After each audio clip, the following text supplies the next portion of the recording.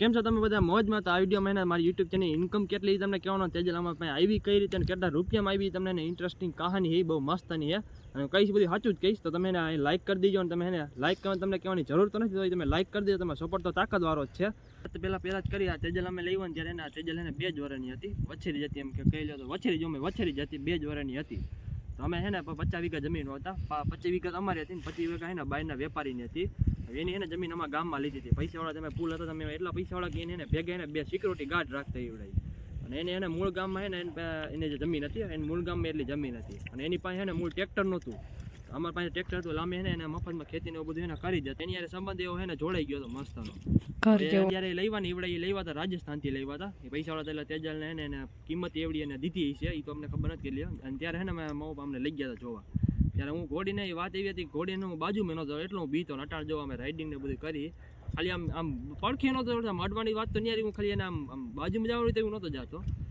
અને એમાં પછી અમે એમાં એને બધું એને ખેતીને એવું બધું કરી દેતા. પૈસા તમે કોઈ દી એને કંઈ લેતા જ નથી, પૈસા તમે એને કોઈ દી એને માગ્યા જ નથી. અને એને સામે દે તો જ અમે લેતા ગયા. ખેતીને એ બધું અમે કરી દેતા ને મફતમાં એ, કારણ કે એની જમીન અહીં હતી એટલે અમે અહીં એની જમીન વાવતા. તો વૈશમાં એને અને પછી એને થોડાક દી પછી એની બીજી ઘોડીને છોડાવી સફેદ કલરની, હજી ભરવા જ જવાના હતા.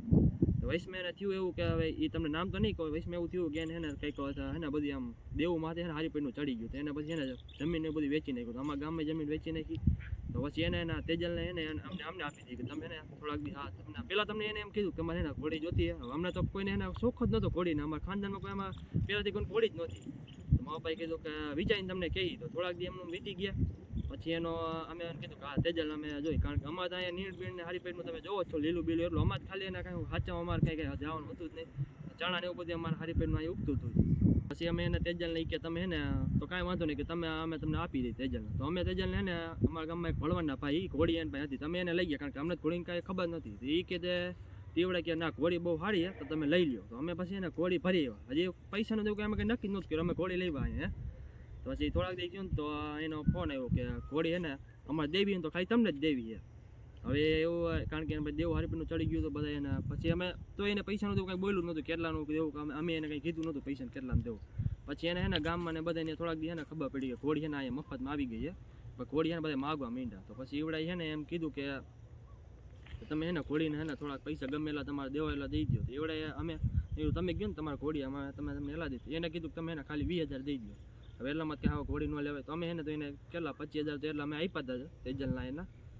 એ આવું કાંઈ છે ને પછી દેવું હારું પર ચડી ગયું. અને એને છેલ્લે એમ જ કીધું ઘોડી દેવી તમે તમને જ દેવી, તમે ઘોડી થાય ને ઘોડી રહી ને એ તમે જ રાખો, અમારે બીજા કોઈ નથી દેવી. એ કહીને આ તેજલ આવી છે અટા લગીને. અને અમે એને એકવાર પછી લેવાનું પછી વર પછી એને થાણ આપ્યું. ત્યારે એને વસેરો આવ્યો હતો. એ વસેરો તો અમે એમાં પણ ભાઈબંધને દીધી હતો મફતમાં. એ આવી કહાની છે તેજલને. ત્યારથી લગીને અમે હાસવી. અને મને પહેલી વાર બેઠો હતો ને મારે પહેલી ફરમાં એવું થયું હતું કે હું તેજલમાં થઈને પહેલી ફર બેઠો હતો. હવે એમાં થયું હોય તેજલ છે ને આપણા ખેતરના બાજુ ખેતરમાં બેસી હતી. હવે તેજલ એને પહેલાં તો એવી તાકાતવાળી હતી ને વાત જ પૂછોમાં, કારણ કે 3 મહિના લગીને 3 વાર લગીને તો લગભગ 3-4 મહિના લગીને તો એને તેજલ એમનું પાંચથી જ હતી. અને પછી છોડી કેવી હોય અહીં કોઈ હકાલતું નહીં, કારણ કે કોઈને શોખ જ નહોતો, ખાલી બાંધી આ નીડા જેવી ખાય. અને આ તમે આરા જીરીક દેવા જોવો ને તેજલને આના કારણે, કારણ કે પહેલાં એને હકાયેલી જ નથી બહુ. તો હું પહેલાં તમે કહો ને ખેતરમાં બેઠો હતો અને માથે બેઠો હતો અને મને કંઈ આવડતી નહોતી.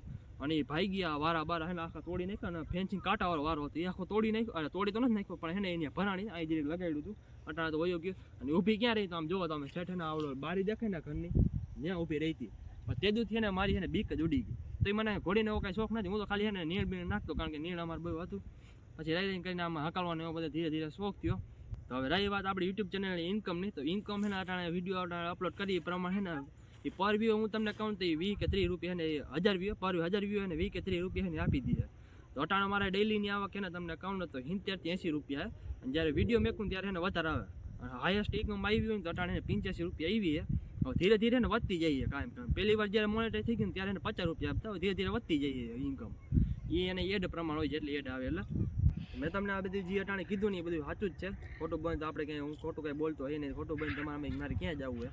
અને આવી આ કહાની એની ઇન્ટરેસ્ટિંગ છે, કારણ કે અમારે તેજલનો શોખ નહોતો, મેં તમને કીધું એમ જ. અને તેજલ આવી ત્યાં આવી છે અટાણે જો આવી તમે નીડ બે ખાઈને ખુશ છે. તમે જોવો તેજલ કાનબાન ચાણે અટાણે ઊભી છે. અને તો તમે એને લાઇક કરી દીજો, કમેન્ટ કરી દીજો કે આ વિડીયો કેવો લાગ્યો. અને તમને જે પ્રશ્ન હોય તમે કેવા ટાઈપના વિડીયો જોતા એ કમેન્ટ કરી દીજો. તો અમે તમને મળીશું આગલા વિડીયોમાં. ત્યાં સુધી જય હિન્દ, જય ભારત. હાલો આવજો.